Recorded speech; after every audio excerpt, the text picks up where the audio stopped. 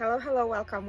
Jacqueline here again, and for this video, I will show you my low carb food or diet for tonight. So it's 6 p.m. already. So this is my second meal for the day.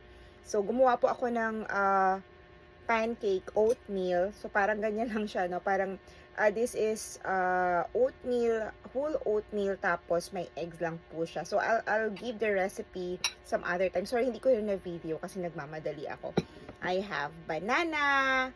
Etong banana na to galing to sa garden. Akala ninyo green pero hinog na siya, masarap na siya. Kakainin ko to the whole shift.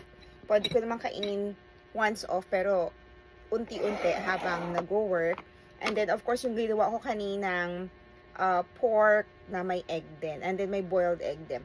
So, hindi naman masama ang maraming egg. Yung iba nga, mas marami, 5 eggs in 1 meal. Kasi, yung low carb nila, pwede silang kumain ng at least 1 meal a day, pero heavy. So, ako naman, 2 times or gradually kakainin ko itong mga to.